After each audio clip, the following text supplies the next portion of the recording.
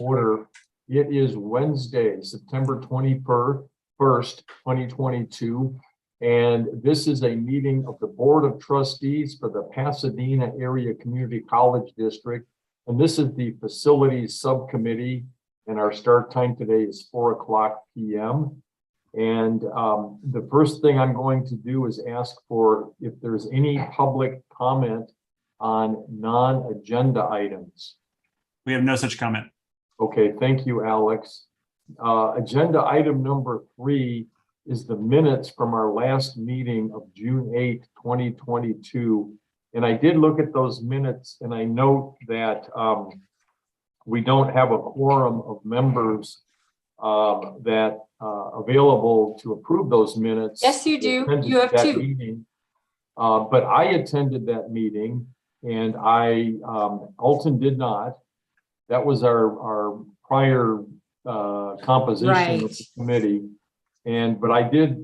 So we will just have them Accept them into the record.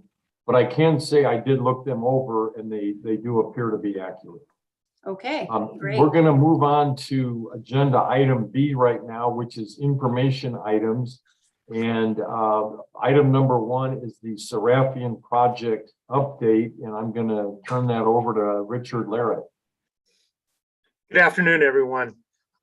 So Seraphian timeline, I'll go over that in a second with you to answer some of the questions. So basically on Seraphian, I think we had brought up the topic that we were negotiating with our demolition contractor. That has concluded and that will be brought to the board and discussed through Candace. So that came to a resolution. So we're completed with any negotiations and we're in the process of closing out any remaining things with the demolition contractor. PCL has been on site since spring. Footings have been placed on the perimeter and the crane went in last Saturday and we are now starting to bring in steel, the steel frame. The timeline is 12 weeks for steel. So we should be just before topping out sometime in early December.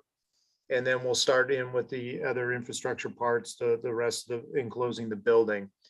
We're still on track at this moment for April of 2024 beneficial occupancy. So that means the district would take beneficial occupancy of that. We would still need to be putting in FF&E and getting the building final cleaned and ready for actual occupancy. We are looking at a fall of 24 soft opening and a spring of 25 for regular scheduled classes. Richard, you had mentioned, it was in the minutes of our last meeting about the I'm going to call it the closeout for the demo contractor. Correct. Liquidated damage and additional abatement. If you'd like, you can present to this committee what you intend, and then we would make a recommendation, or you can just hold off and present it to the entire board. That's your call. So I'm going to step in and I'll defer to Erica. That what needs to be presented would be a closed session item. Okay. Okay, because it would be accepting Understood. something that was negotiated, so it's not something that can be shared potential here. litigation. Understood. Yeah. So I'll retract that suggestion and we'll continue on. Thank you, Erica. Yeah, absolutely. As I stated, we've come to resolution on that and we're just focused on construction. Great. And then we'll move forward. So if I'm not sure how that shared screen thing works, but if do I do something on my end or? Alex, Erica, you're on mute. So what you need to do is hit the shared screen button. Okay, that's probably under more. No, hit share. It's green. I'm not seeing that on my end. I'm not seeing it on. There it is. Got it. Okay, so hit that. And then I'll share my screen. Yep. So does everybody see something? Well, yet. click on it. I did. Okay, now it's coming up. There we Okay, go. got it. Okay. So this Do you is, see it? Do Yeah, you see Can what we're everybody see looking it? at? awesome. Looks great. So this is one of our we have 3 time lapse cameras. This is the one that is on the Shatford Library. So that's the perspective you're seeing, the Shatford Library looking south. There is also one on Center for the Arts, and then the contractor has one within the laydown area. And so you can see that we've got a couple retaining walls in up here. I don't know if you can see my pointer, if that's Yep. coming across. we can So we've see got your some mouse retaining pointer, walls. Yep. Richard, yeah. All the pad footings are in for the steel. And so this will end up getting encased when the steel comes in, then the pad will get poured and will encase the steel. And with that, I'm just going to give you a little time lapse shot. Hey, Richard, before you, go ahead. Did you have a question, Jim? I do. My first question, just to orient us, as we look at that whole big area inside the fenced in area, not all of that is going to be built out. And can you just show us with your mouse arrow the boundaries of the new Seraphian building, more approximately? Certainly. So the retaining wall out to here, you're going to see that retains. So the outline of the building is pretty much this area. Yeah. Okay. And then our future, so the old forum was here, and that's the original power distribution center that's currently feeding Lot 5, Science Village D and E.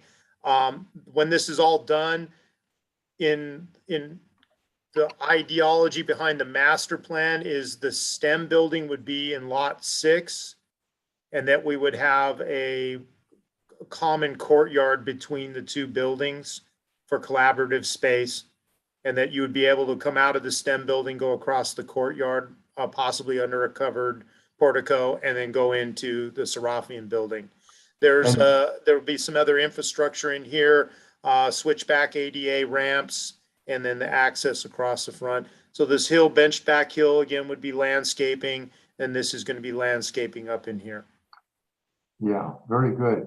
And the STEM building you mentioned, that's a future project. It's not part of the Seraphian building, and it's not part of the state funding for the Seraphian building. No, that's strictly our facilities master plan. That would be bond funded. Yeah. Richard, your pad footings are far less extensive than under our little building. And I wonder if it's because you're doing steel moment frames. And I'm curious, how deep do those pad footings go? I don't remember the number right off the top of my head, but they're significantly deep, Jim. Yeah. I don't want to misspeak. I'll get back to you on a dimension Yeah, on the pad I'm footing. just curious. I'm always interested to learn. He's a construction geek. That's why. There was some. We were worried that there's so much steel in these that when they were laying out the steel before pouring, we were concerned that they were gonna, how you space it off, you have to have space between the steel and the soil. We were worried that they were gonna sink on those spacers. So I can get you a couple. I'll for your construction geekness, I'll get you some dimensions and a couple other pictures. And then the bottom rebar would bottom out against the soil just from the weight of the concrete and the steel above it. Yeah.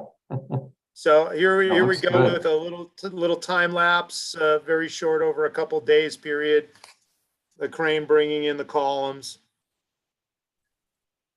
Yeah, nice. Yeah, that You steel can goes see- up and you- quick once you get the foundation pads in, Yeah. doesn't it? Footings.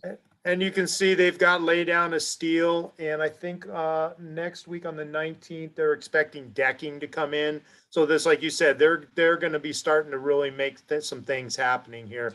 And you can see all there's of some the other steel- smaller footings. Jim, there's also some pier point footings in here. Yep. You I can see see 'em. a little bit. Yeah. These are the giant brace frame pad footings. And the brace frames, I got a phone call the other night. The brace frames showed up here at 10 o'clock at night. The driver decided he was coming from I want to say Colorado. He was coming in and he said, oh, well, I got here early and I wanted to know if I could drop him off. So we had to send him back for the morning. Right. And Richard, all of the steel is fabricated, right? We're not waiting on anything. No, and I hate to say, because I don't like to jinx us, but we're actually ahead. They had steel scheduled for September. Let me see, what was my notes? Yeah, we're slightly ahead on the steel. We were supposed to be delivering steel this week. Okay, great. I mean, and it was already delivered and we're already, you know, as you can Awesome. see, on 9/20, we were supposed to be, steel was supposed to be delivered on September 19th. We're already erecting steel that was delivered on the 20th. So That's great. we're just a little bit ahead. Awesome.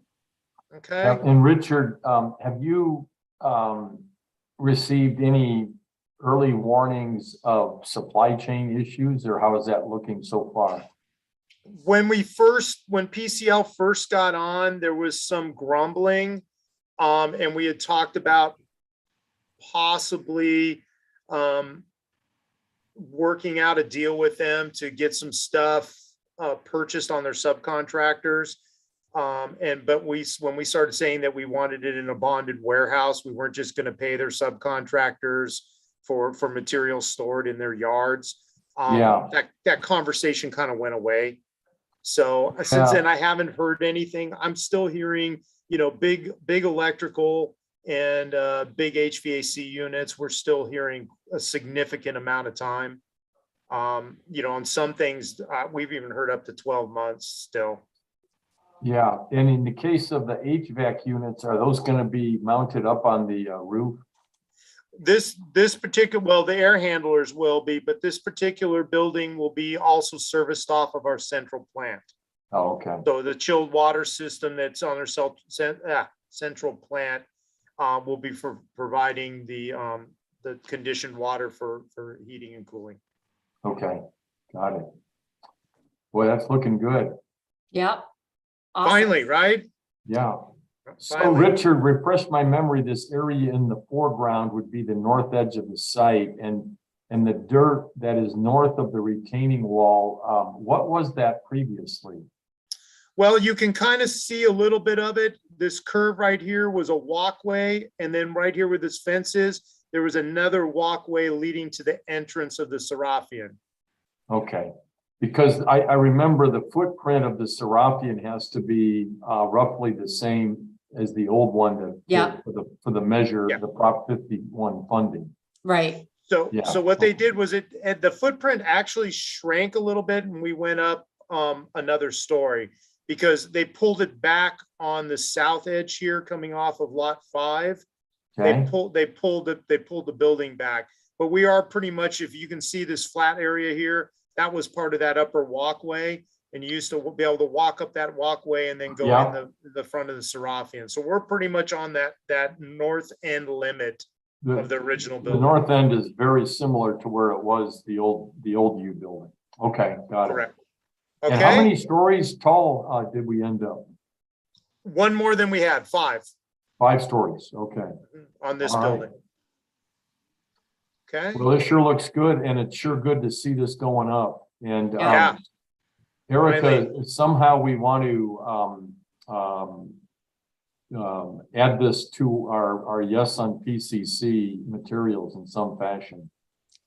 I will pass that along when I am not at work. When you're not on or campus. Yeah, right. Yeah, and when we're not at work, I can talk to Chris, and I'm sure we can get material. Okay. Plenty of material, other stuff. Yeah, I mean, maybe I'm just throwing things out there. Maybe we even have on the website a link to this webcam, unless this information. We do have a link to the webcam.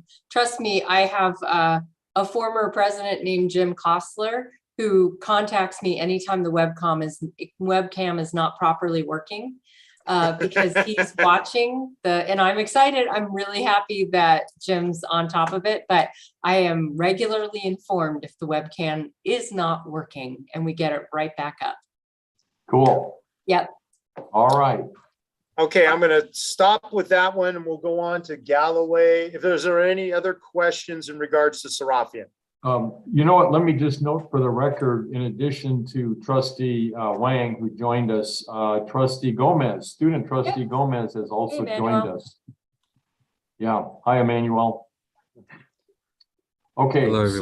so are we done with item B1, Richard, a Seraphian update?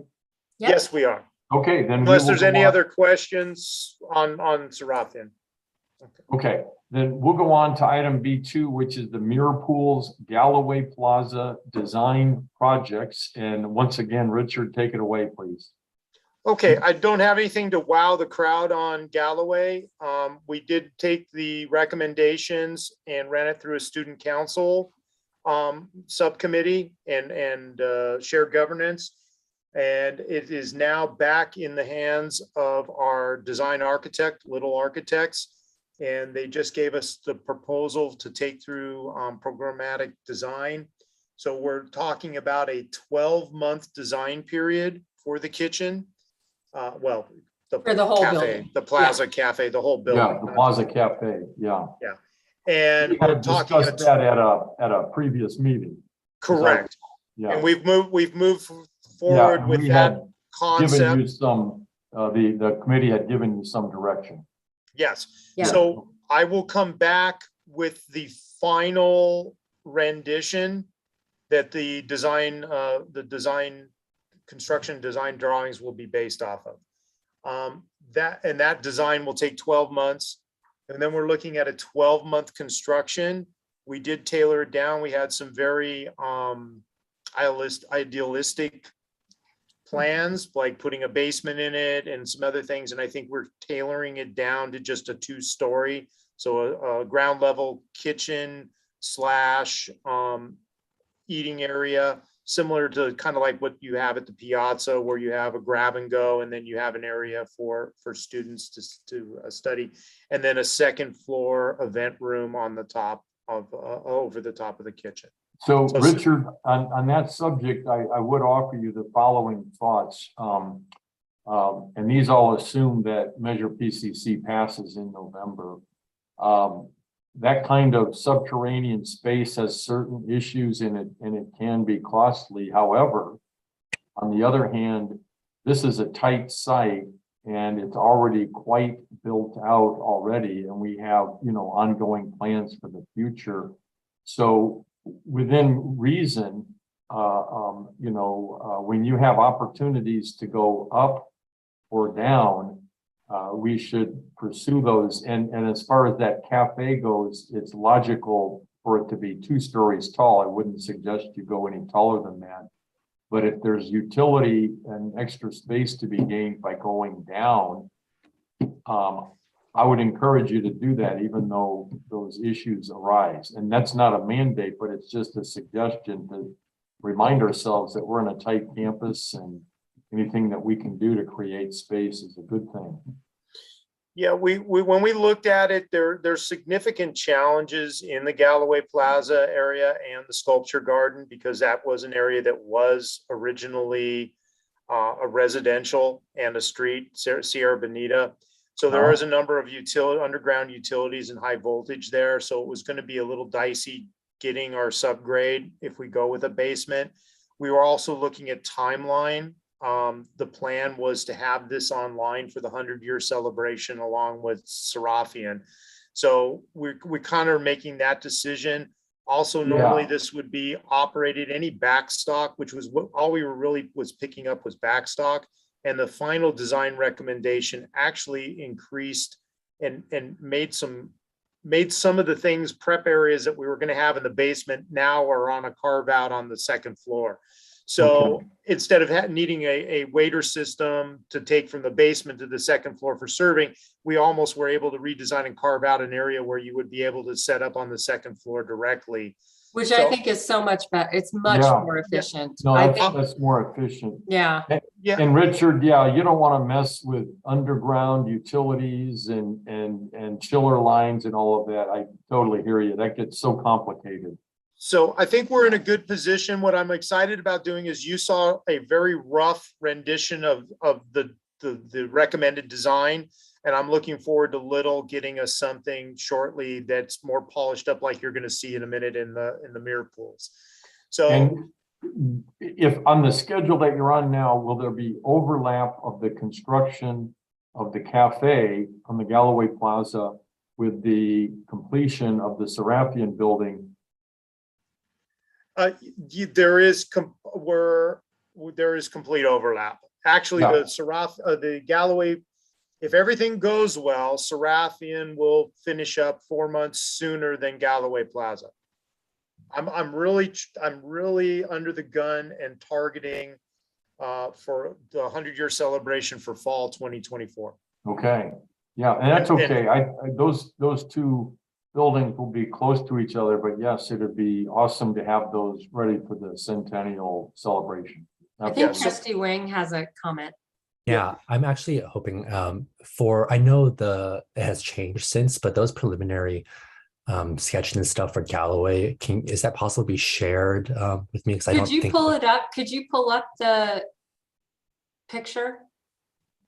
I've tuned into previous subcommittee meetings where I think I've seen a little bit of it, but I'm just trying to ground myself a little bit more in Okay. Yeah, what we're that'd be talking good. about. And then Richard, has it evolved any more with the other feedback you've gotten besides the feedback from this subcommittee? No, I think this feedback, and excuse me, because I'm on a laptop and a desktop, so I'm going to have to go to the desktop and find the picture real quick. And So to Richard, answer your- Richard, if we're putting you on the spot, perhaps what we can do is you can send those out after the meeting. If How necessary. about we Yeah, do that? Yeah. It I'll doesn't have to send be it out now. Yeah, after. Yeah, certainly not. okay, we can do No. that. We'll send that out so you can see it.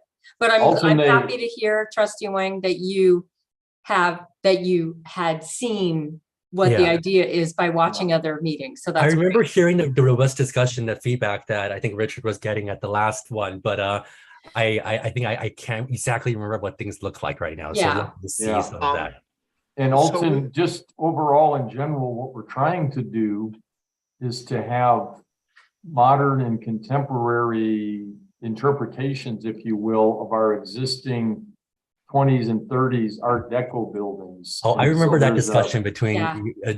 I remember that discussion very well. That was a riveting part of the conversation. Yes. Think Art Deco spaceship. Yeah. Well, no, the alien spaceship with the arms is out. Is out. No, I know. I'm teasing. Yeah. Too bad. Oh, I'm looking forward to that. Yeah. And and as it was in the shared governance committee, it was brought up that it was like, it was noted and accepted that it looked like a derivative of Shatford. Yeah. Just the front entry of Shatford, Right. the lobby area. Okay. So yeah, there was no negativity about the design that we got, and everybody was, excited about a new project of something that was that close to the library that, that would supersede the minimal amount of things we're able to offer at the Java Hut. So. Nice.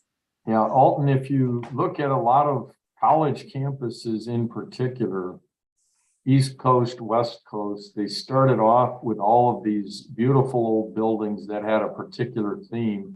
And then typically in the 60s and the 70s, they would just put up contemporary buildings that had no relationship whatsoever to the traditional. That was a very common thing that we saw.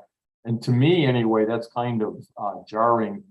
When you look at what PCC did, particularly with the Shatford Library, it's a contemporary rendition of that style. So it's contemporary, but it stays with the same colors and materials. And so you can see the connection, but it's still contemporary. And we think that's the best way to try to develop out a campus versus just putting modern buildings on there that bear no relationship. Yeah, the especially if you think traditional about the USC campus, Caprellian Hall is like the biggest travesty on that campus. Yeah, It's yeah, so ugly USC, compared. that occurred. Alton, where'd you go to school? Well, I mean, I spent, I just did my law school at UCLA. So there are some buildings there that you can see that too. So Yeah. And UCLA has a beautiful heritage of old buildings, very similar to USC's with that brick cladding, and there's ways that you can tie into that in a contemporary way. Mhm. Definitely. But anyway, it's a lot easier to do that with PCC and the Art Deco style buildings we have. And Morris Pica, the architect for Shatford, did a really outstanding, a brilliant job of achieving that, a contemporary rendition. That's what we're shooting for here. Yeah. All Yeah. right. Oh, Yep, yeah. Emmanuel? Hello, everyone. I'm a little concerned. I know we had no students from AS present because they were participating Thursday. And I also want to note that this wasn't a shared governance thing, the meeting that was set up. So if that was set up, it was due to the urgency to provide feedback. I just wanted to clarify that. But I'm wondering if you would be able to share what some of the feedback was for those who did participate for the mirror pools in Galloway Plaza working. And Emmanuel, are you concerned, or is the attention on the mirror pools or Galloway or both?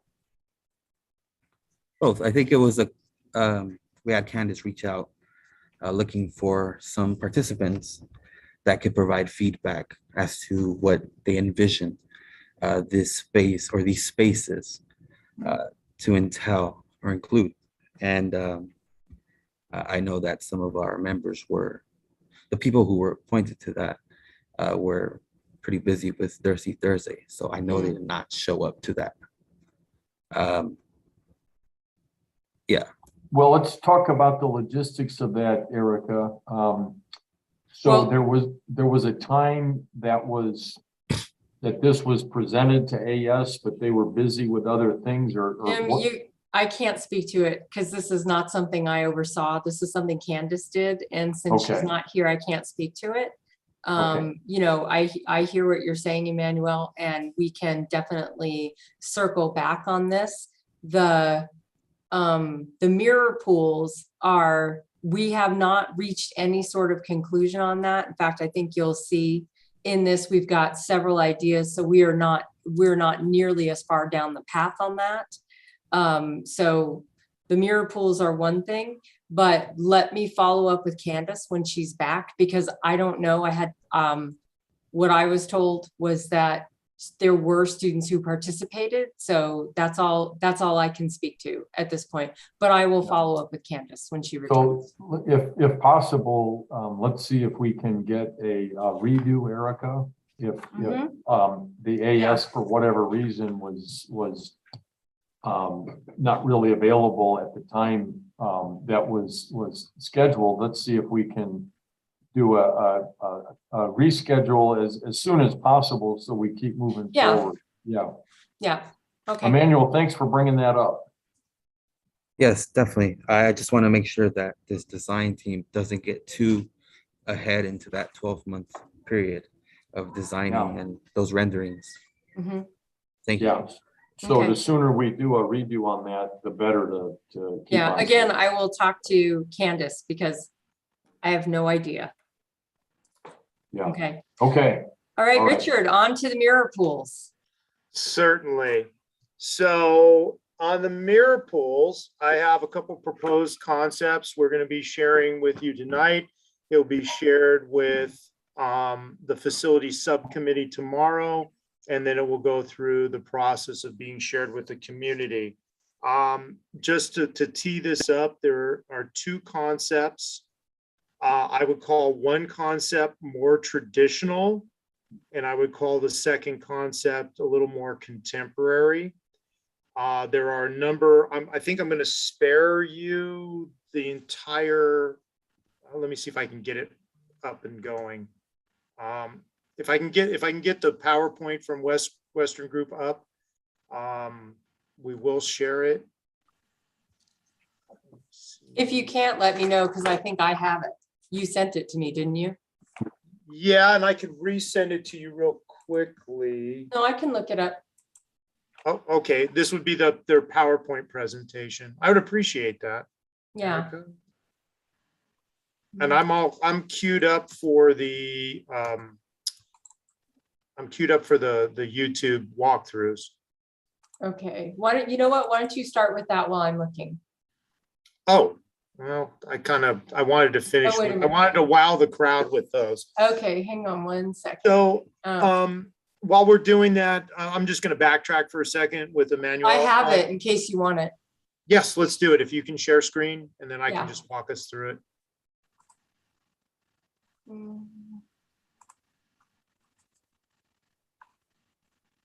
Okay, can you see it? Yeah. Yes, I can. Okay. So tell me what to do. Go forward. We can click. Okay. So basically, we moved back. We had a presentation, and we did the same thing that with this architect as we did with Little, and we talked about derivative design. They went through and took a look at some of the key points of our current situation. We have some irregular hardscape, deteriorated landscape. The trees are in bad shape. Carrot wood health. We looked at the pool equipment, where it's located, the safety of the lighting, some deterioration on the pools, and the pool plumbing. So those are all concepts in this modernization. And we went through and started going through the plan. Those are the key elements that they're going to take a look at. We go to the next slide. So when we started talking about this, we started talking about some of the key elements that would be in a design. We talked about a collaborative space. We've talked about how many events we have out there. We talked about, some of the traffic patterns and how to make the space more navigable and more available for use. And we go to the next slide, Erica. Yep. So here was one of the areas we talked about. I know that Foundation has had their award ceremonies out here, and we talked about where the foreground is where the vaults are for the pool equipment. And you can see also on your left-hand side, there's some boxes just sticking up where the AV equipment. So it's all been kind of haphazardly put together. So this was a big area that we wanted to focus on and making it more usable. We go to the next slide. We talked about areas when we looked at it where we would relocate. We were looking at relocating the mechanical room in this area over here in the landscape. And then we would re-landscape both sides of the front of the ZC building to camouflage that mechanical room, and then to make both sides symmetrical and get it out of that center area. Go to the next slide.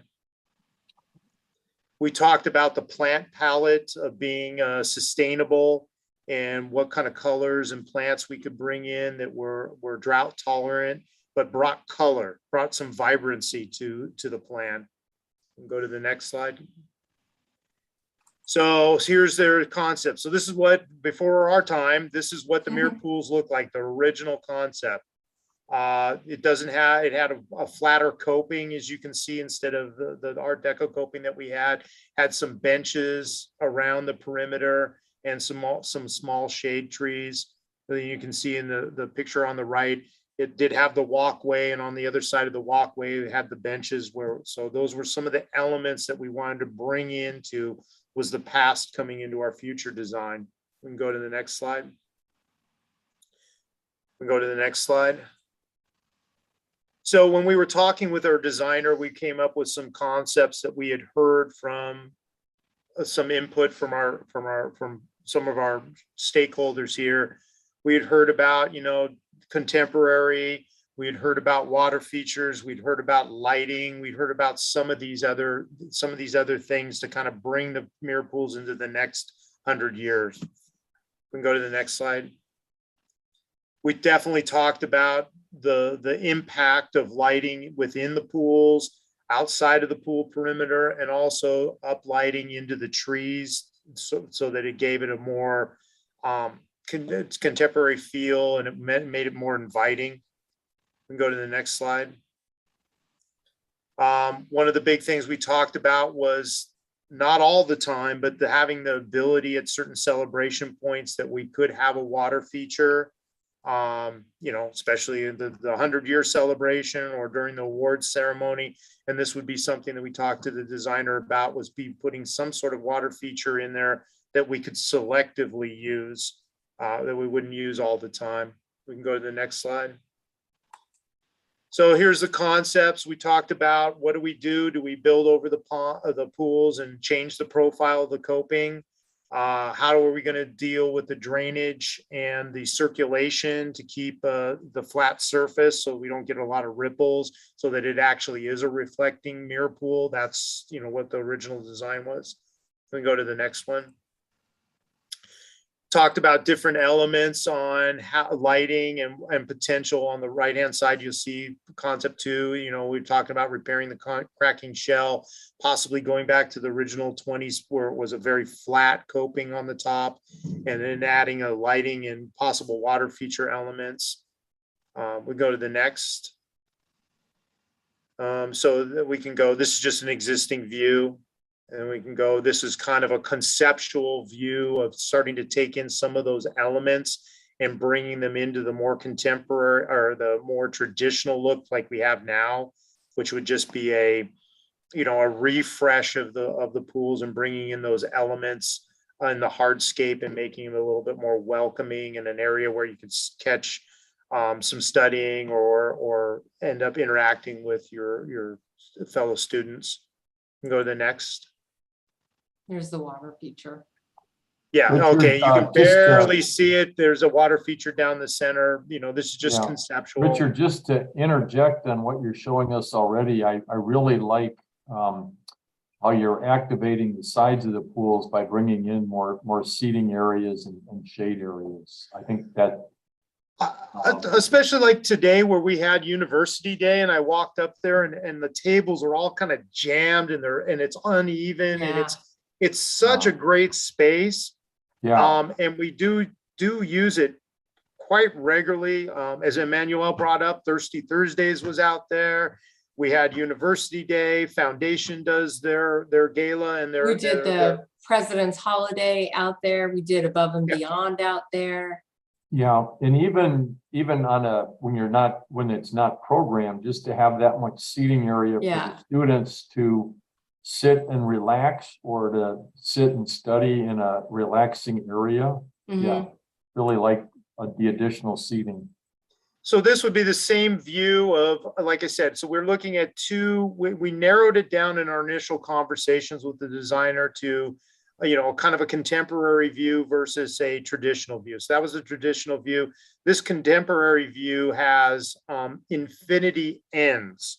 It's not a complete infinity pool, but it would keep that coping on the sides, on the long ends where you have students and impact, and then it would just give it a little bit of pizzazz on the ends of the pools. I'm going to go back one because the one thing that I like the infinity ends. The only thing is I would hate to miss the ends right here that are part of the, part of the Art Deco theme. That would be the big loss in my mind. I know. What's the big loss in option 1B, Erica? So the big loss in my mind is that. So I like the corners, the rounded corners here on the edge, because they're part of the Art Deco theme. So if you went to the next one, you lose the rounded edge. I like the infinity end though. That's the thing, is I like the infinity theme. I just don't like losing the edge. That's just a personal preference. Obviously, planning is not about me. Design is personal preference. And I think, building on the prior discussion we already had, that we don't necessarily want everything to be 1920s, 30s Art Deco, but a contemporary version. And this is definitely more contemporary. Yeah, but it still blends in with the materials, concrete, and the linearity of the C building there. So even though it's a more contemporary version for sure, it still blends in. Yeah, I like yeah. it. Don't get me wrong. I like it. They're both cool. Yeah. Okay. We can go to the next one. So again, this was their presentation to us. This is just showing how, we have these off canter areas of landscape and walkway. And these are some of the areas that in these designs there's going to be addressed. We can go to the next. Here's kind of a look of what they're envisioning when we get done with it. So you've gotten rid of that dirt area. You've made it, we've got tree wells. We still maintain the land, a landscape of trees. And then we've got it so that it's a little bit more inviting. You can sit there instead of, I do catch people sitting on the edge of the mirror pools all the time. You have a more defined area for seating. Yeah. And Erica, you could have, go back to the prior one, Richard. Yeah. You could have that rounded coping at the top. Yeah, that's and true. It's still contemporary with the infinity edge, and then you're kind of blending it in. Or now go back ahead again. Yeah. Or you can go to this more contemporary, and I think because of the materials, are consistent with the buildings and so on. I think either one of those would do nicely. One's a little more contemporary and one's a little more traditional, but I think either one of them. Yeah. They're both in. beautiful. Yeah. And I do like the idea of finishing out the hardscape to the edge of that pool. And it'll make that it'll be easier to maintain. It'll make it seem more natural to be at the edge of the pond. I like that. And the uplighting on the trees is just a natural. That's gonna look. Oh, it's gonna pop. Yeah, it's really totally. the trees are already mature enough that when you do that, that will just look spectacular. A nice long row there. Are there significant cost differences between these different options, or maybe more importantly, are there water use differences between an infinity pool versus the lack thereof? So I just off the cuff. So if you have an infinity pool, you're going to be running the filters on a schedule, but to maintain that infinity flow, unless we have a schedule, we shut it off at 10:30 at night when the campus is closed and turn it back on at 6 a.m. You would be running motors to keep that infinity edge flowing, so to speak, on that. As far as costs go, I look at this as an a la carte. We have to repair the shells, they leak. So there's a Which is why the mirror pools are empty right now, because they leak 4 gallons a day. Is that right?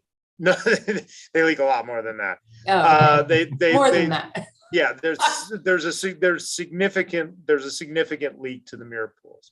So regardless of that, either design, you would be looking at the rehabilitation of the shells and the plumbing. Both of them have plumbing. Then you start a la carting it. Do you want a water feature? Well, that's going to include a couple more pumps. You can have water feature in either design or not. Lighting is going to be a little bit more. The Infinity Edge one is going to cost a little bit more because we would be reworking the ends of both the smaller pool and the larger pool.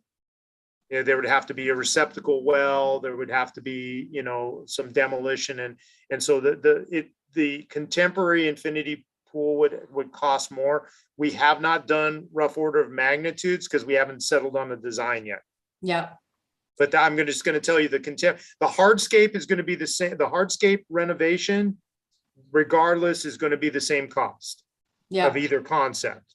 It's both hardscape pavers up to the pools, uplighting, landscaping, seating. So we kept, when we initially met with the architect and they flew some of their designs past us, we kind of really narrowed in on, no, we want to, I guess, a base hardscape design that we would like to use for either of the pools, and really was just the preference, like Erica's bringing up, the preference of contemporary versus traditional. Yeah. And then now I can a la carte water feature versus lighting. Sure. So Thank I don't you. know if that. And this water feature this one on the screen, looks like it would require more mechanical Well, versus yeah. the one, I don't know, is that true or no?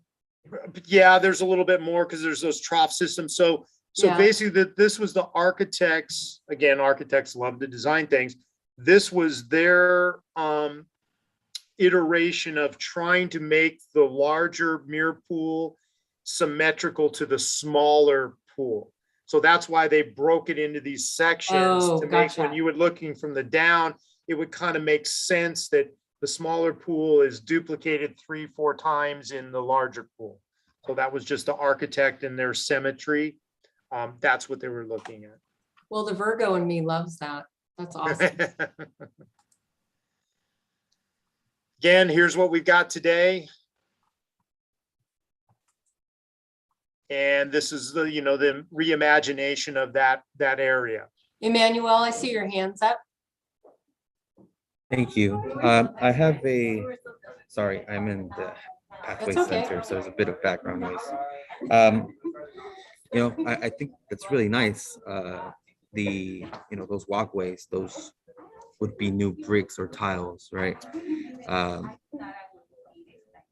And I'm wondering, extending that walkway, for example, you've addressed that issue with limited space with the university day today, and Yeah. also for Thirsty Thursdays.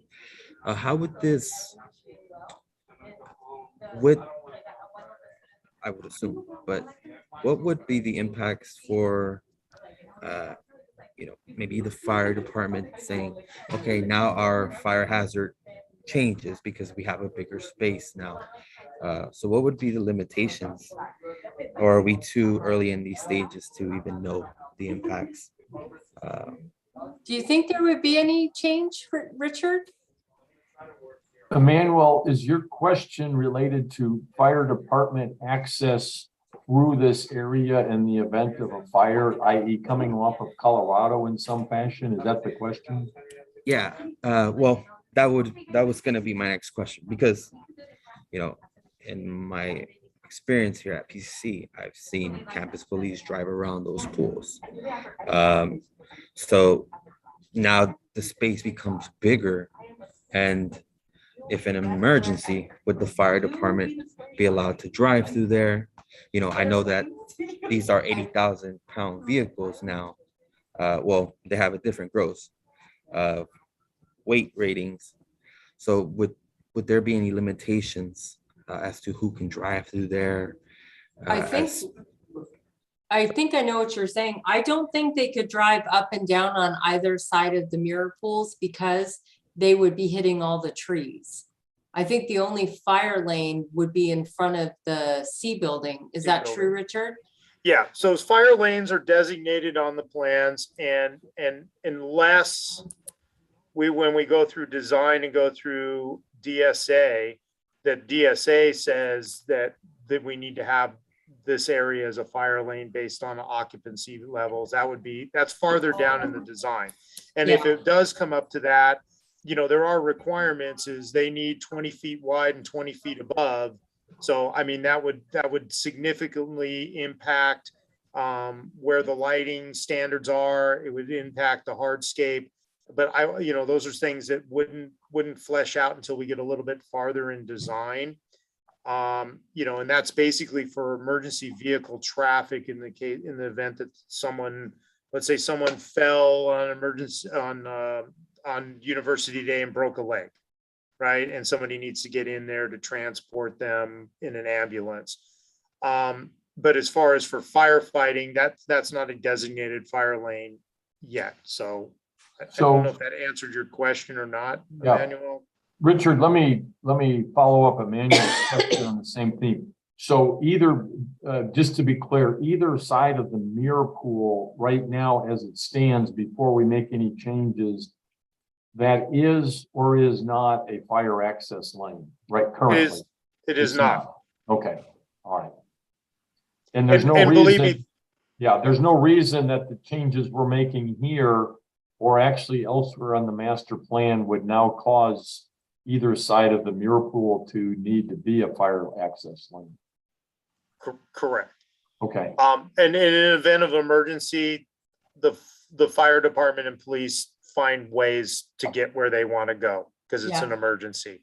They'll go across the lawn, they'll go wherever they need to go to fight a fire. Yeah, that would, I mean, my first thought was like, could we put a fire hydrant next to there? If in case of an emergency, is that water going to be used, to put out a fire? But I also have another question, I think another safety concern. If you can let me know, what is the depth of that mirror pools at the moment? Currently, they're 8 inches. They were a lot deeper in the 1987.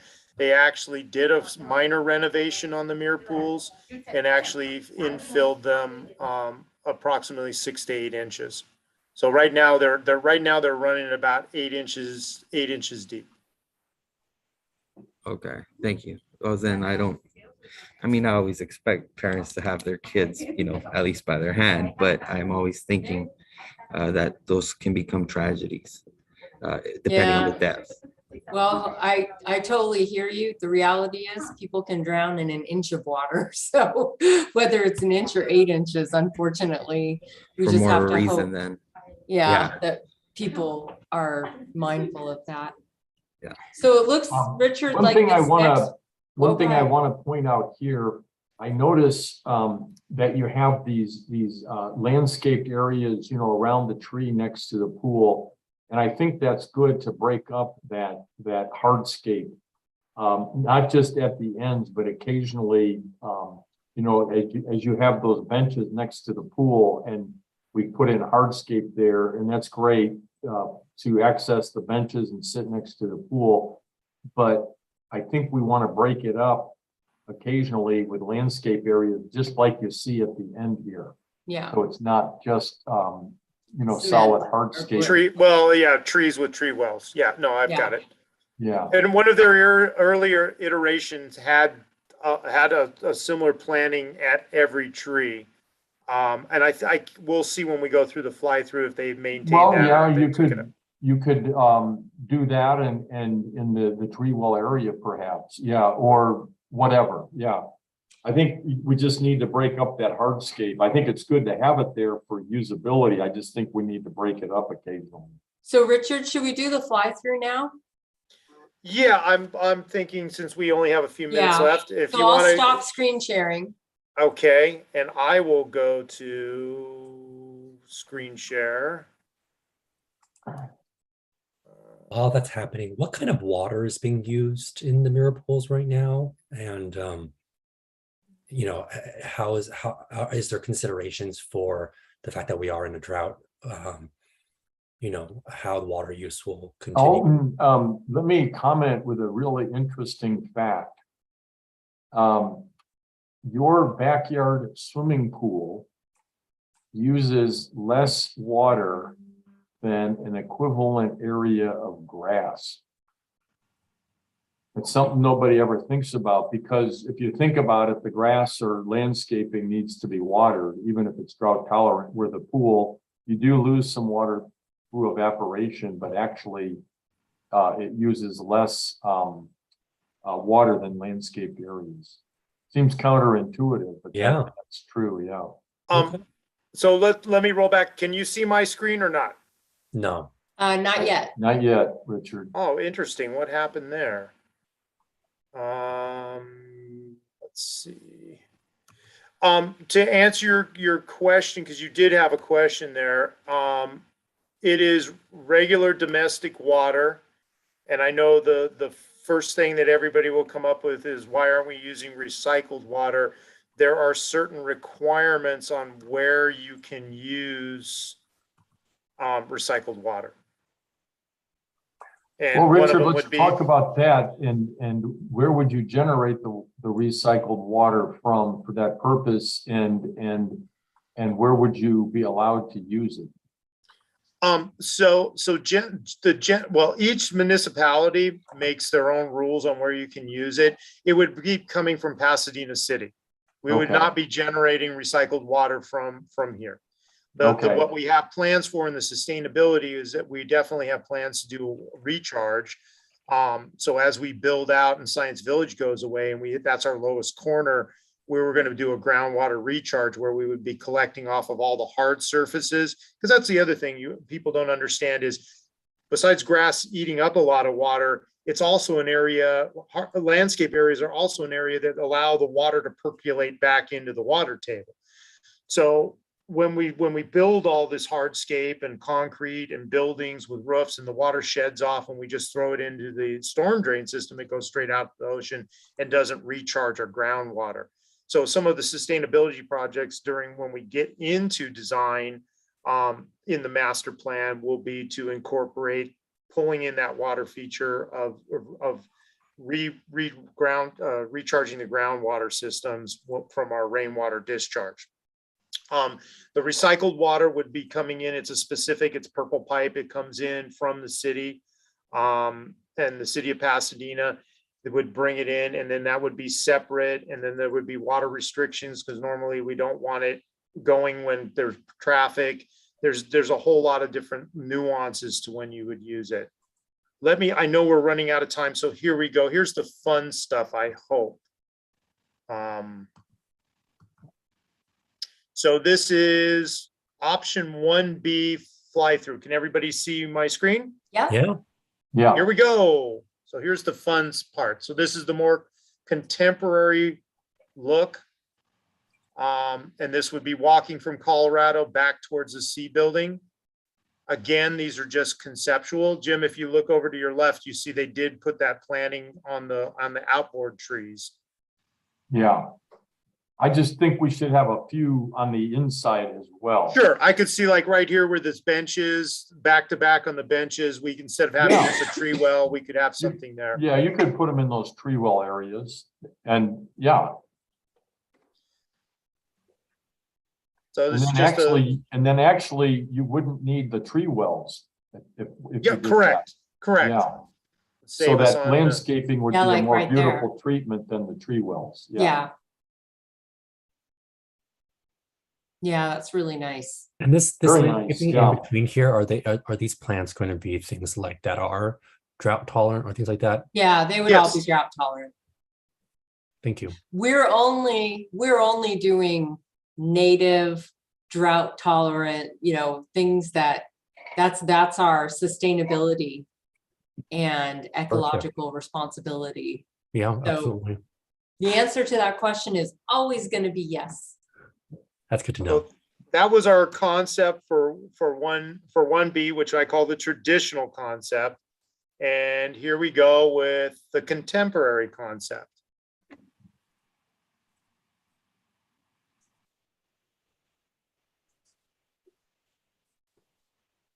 Again, it's incorporating the exact same hardscapes on the sides. It's just the pool has a different coping edge, makes it a little bit easier to sit on it.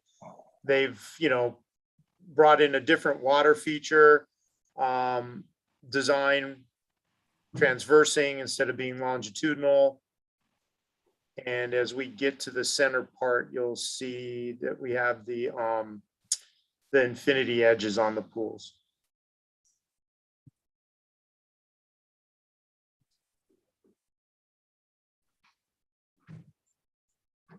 Well, Richard, I like both of those. And I like the contemporary versions for the reasons I mentioned already. Even though it's more contemporary, you're still using the same materials and the linearity is very much in sync, even though it's a more contemporary version of the pool. And either one of these is not going to require us to dig up the time capsules. So that's good. Or will it? Maybe. We can try not to. I'd have to go throw a tape measure on that first row. Oh, okay. So, but minimally. Yeah. Okay. I mean, if we did, obviously everything would be preserved and redone. bringing top time capsules is we do have a lot of empty pockets out there, and I don't know exactly how the college wants to address that. Hey, Richard, I want to give you a tip. Out at UC Riverside, they're one of the forward thinkers in the area of turf, of grass, and they're actually inventing is the wrong word. They're creating their through crossbreeding, et cetera. They're creating a drought tolerant turf. Because drought tolerant landscape is wonderful, but the reason you have grass in some areas is so people can walk and play on grass. And it's hard to do that, with drought tolerant plants. So anyway, look into that. And this particular drought tolerant turf that they've been working on and developing for some time is going to be coming out in 2024. And it's a derivative of a Bermuda grass, which is a very deep-rooted, heat-tolerant turf to begin with, and they're just working and getting it more and more and more drought-tolerant and using less and less water. And that's going to be coming out to the market in 2024. They have these big fields of all different experimental grasses they're working with out there. And you can even go out and see this different grasses that they're working on. Excellent. Emmanuel, you had a question? Yes, my last question. I was just wondering, would this impact anything from the Rose Parade? Would they still be able to put bleachers out there and stuff if that's a plan for the future? I'm not going to answer that question. That's a college. Yeah. Oh no. I'll take a stab at it. We're not changing the physical boundaries of the mirror pools, and so I believe the answer is that it will not impact the Rose Parade seating. Cool. Yeah. Okay. Thanks. Yeah.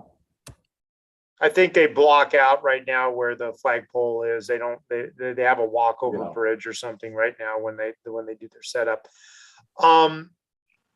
Just going back to your comment, Jim, about the turf is, when we look at the turf, we are working hand in hand with Pasadena Water and Power, and our turf, as you pointed out, is almost it falls into the domain of a park. And so there are exceptions right now for maintaining functional landscape, turf landscape.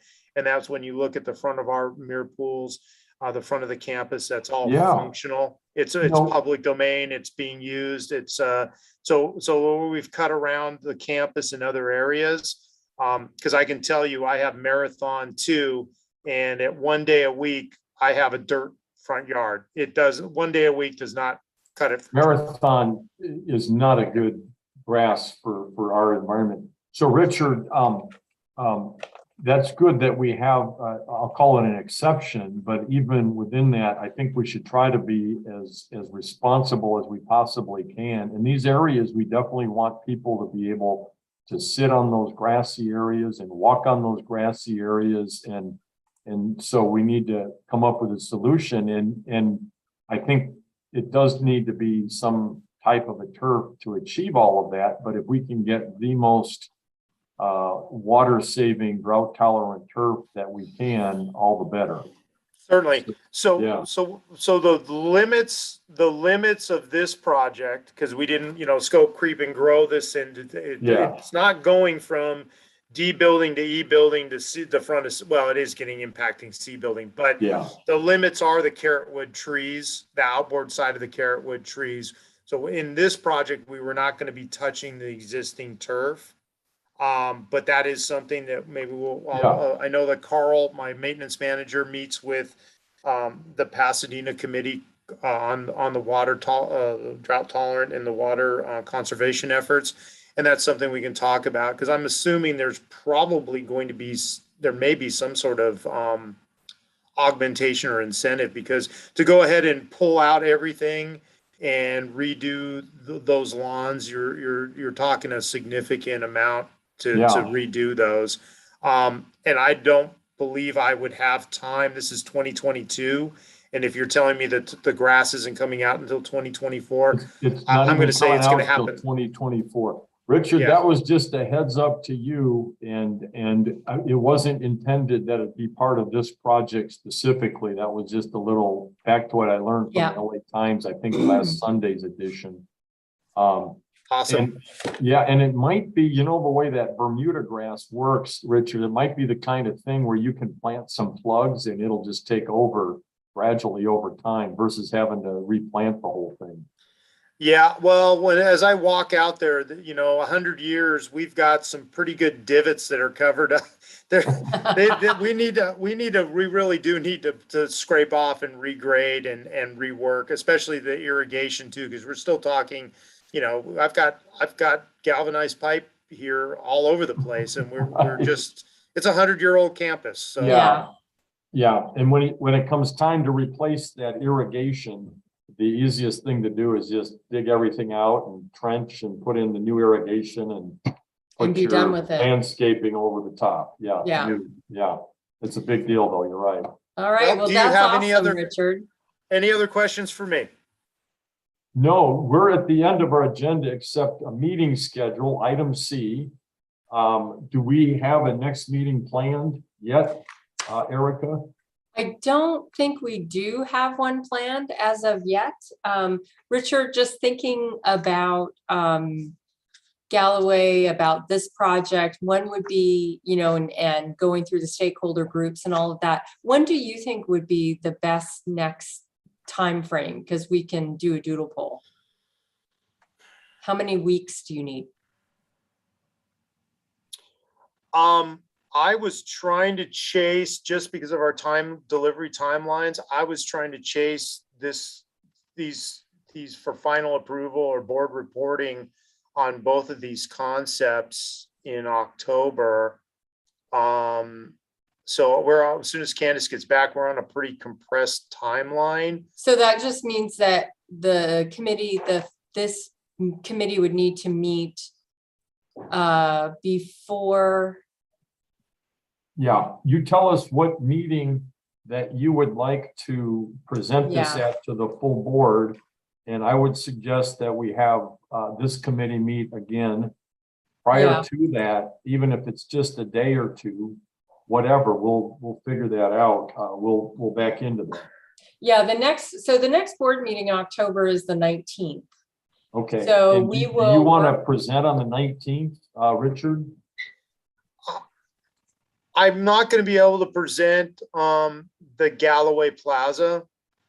I need a little bit. The Galloway Plaza is probably going to be, that's the more time critical one.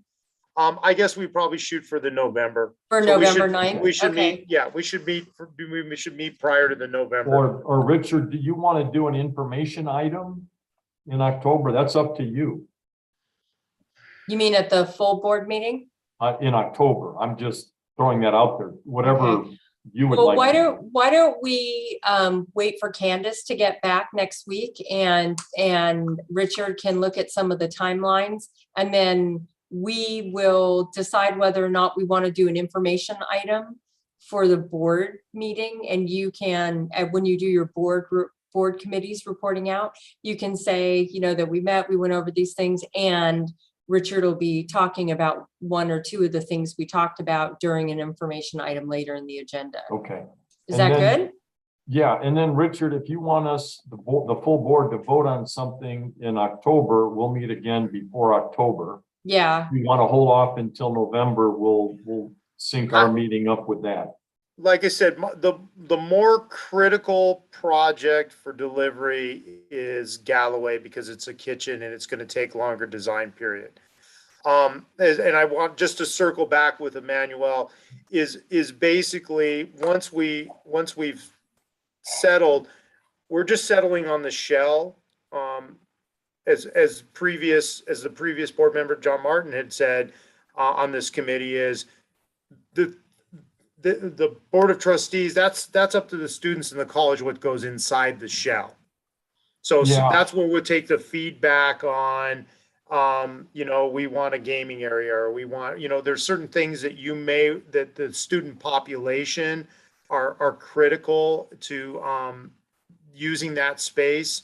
you know, and that's where we really seek a lot of the input from. Yeah, Richard, I would agree with that. You know, we care a lot about how the overall look and feel of the campus and so forth, but then how each one of those buildings, the inside is activated. We really want to delegate that to the administration and the students and the folks using those buildings. Yeah. I think what we And so- wish to add also is a perspective on sustainability. Yeah, So, totally. but yeah. Sustainability is really important. yeah, we disappointed a VP of sustainability today for associate students. So I'll make sure I refer them to this recording as well so they can stay up to date. Okay, But thank you. Yeah. great. And as I explained, because I co-chair the sustainability committee, as you know, we're being driven by the state. There's green standards, and so a lot of the things that people are thinking, oh, well, you're not doing anything. We really are. The state is driving sustainability, and there's certain requirements when we design projects in regards to being net zero and energy efficiency. And there's a lot of things in the background that the green building code that's driving our designs too. So, but we look forward for the input. Okay, great. Wonderful. Okay, so we'll hold off on scheduling a meeting right now, but it'll either be before the October meeting or the November meeting. Or between the October and the November. Yeah. Yeah. Okay, awesome. Okay. And then anybody on the committee, any proposed future agenda items that you'd like to see on the agenda for our next meeting? Not at the moment. Thank you. Awesome. Okay. All right. So we are at our favorite time, which is adjournment. We all set? Yes. Okay. Thank you. Thank you, Richard. Thank Yeah, you, Richard, Emmanuel. thank you for the Alton, full and Jim. report, and this meeting is adjourned. Take care. Awesome. Thank you, everyone. Thank All you. right, bye. Quick question, Erica, if you're Yeah. still there. Hang on. Are we still streaming? I'm